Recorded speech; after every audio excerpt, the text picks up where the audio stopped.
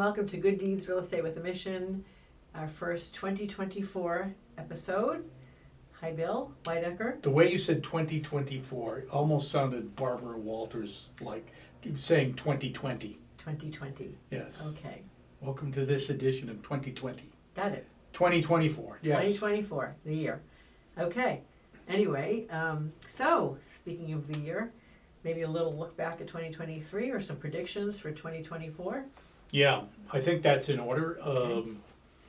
So 2023, we saw the Federal Reserve continue to tighten interest rates, and then the last two meetings essentially stop.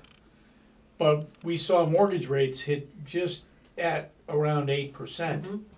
And sort of fresh off the pandemic, fixed mortgage rates of 2 3/4 or 3. The market did have a little bit of a shock. If it weren't for the fact that inventory was so low throughout New England, I think we would have seen a retreat in prices, but there just wasn't anything on the market. And so those that still had a need to buy were buying, and we saw a market that finished the year just under 20% less sales than the previous year in New Hampshire. Now, I'm just going to tell you that I know and feel, and maybe you feel the same way, if we had more listings come on the market, we would have had more sales. No question. Yeah. No question. I mean, if you look at many listings with multiple offers, let's say there are 12 offers on the property, and 11 buyers were willing, and most of those 11 buyers still haven't bought. Yeah. So there's still Enough demand. yeah, there's still plenty of demand, and so I look at the market last year and I think, okay, affordability is really, if there's any gray dark side to the market last year, it's affordability. Mm-hmm. It became harder to afford a house in the country last year because prices went up nationwide. They certainly went up in the state. Mortgage rates went up, and when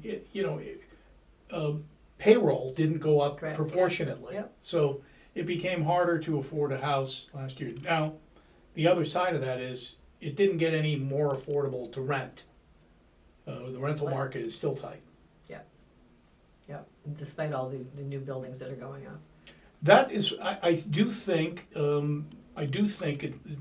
especially in New Hampshire, and quite possibly in Massachusetts as well, I do believe that we're going to see some relief in the rental side a little bit. Now, we're not going to see rates plummet, rental rates plummet by 15% or 10, even 10 or 5. But we're going to see some relief, meaning there may be a halt or a small drawback. In pricing of rental property. That's correct. So, we are sensing that 2024 will bring, I can't say that now without thinking about Barbara Walters, but anyway, that 2024 will bring some reduction in interest rates, mortgage rates, correct? Yeah, the Federal Reserve, the recent minutes of the December meeting, the Federal Reserve they don't telegraph their punches on what they're going to do and when they're going to do it in terms of rate cuts. They've signaled in the past year that there may be 4 rate cuts, maybe as many as 6 in the upcoming year. I've said this last week to somebody when asked the question, is this, we'll see. Right. That seems a little hard to fathom. They raised rates 525 basis points, so they went from 0 to 5 1/4 over essentially a couple of years. And I think we're going to see the next Federal Reserve meeting is in March. It wouldn't surprise me if they made a token adjustment down, maybe 25 basis points, which is a 1/4%.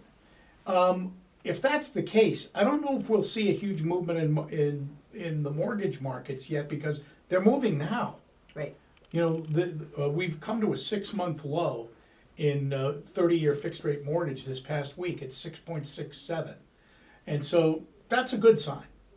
If the Fed has cause to adjust rates 0.5%, maybe we'll see rates start to tick down even further. I believe we're going to see 4 cuts this year because the employment numbers are starting to edge up a little bit, unemployment numbers, I should say. And I do think the economy, if I had to guess, if I had to make a prediction, I think they got it right. I think there's a potential for a soft landing, and that bodes well not only for the country, it bodes well for the consumers, the citizens of the country, and it bodes well for the real estate market. So, if rates do come down, let's say, what are you thinking, 1%?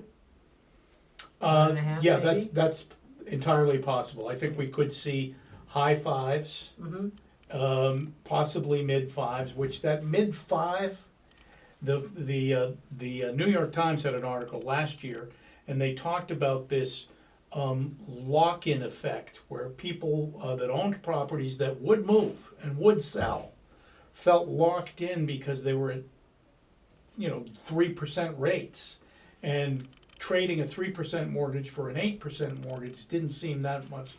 not attractive enough. Yeah. So really, so for buyers, lower rates mean more affordability for them, right? More purchasing power, and perhaps more inventory, because some of the inventory that's been sort of log jammed, some sellers who, again, don't want to trade a 3% mortgage, or 4.5 for 8, are willing, I think 5.5 is sort of thought to be that magic number, where if rates hit 5.5, people who are in homes now with lower mortgages, low rate mortgages, will be willing to put them on the market. Yeah, that's the New York Times articles sort of said that was the magic number.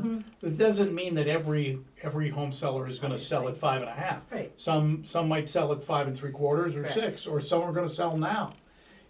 I think what also happens is my experience over the years and years. I'm sure you feel the same way. Is that after a period of time where rates are elevated, sooner or later people get to a point where they go, I'm not putting my world on hold anymore. Right. I'm going to move, for whatever the reasons that they have that they're going to move. And in some cases, people aren't willing to wait, period. And so those are the people that have sold in the last 24 months, the ones that, there's all kinds of reasons people sell. Absolutely, life. It's called life. Yeah, Life happens. very much. All right, well, we've taken up enough time Yes. talking about the mortgage rates, and that kind of probably puts us to the end of this session podcast. And thank you for your predictions on rates, and we'll talk about other predictions maybe in a subsequent podcast. Sounds So, good. Okay, welcome to 2024. Happy New Year. Happy New Year. And thank you for following us on your favorite podcast platform, or for tuning into our YouTube channel.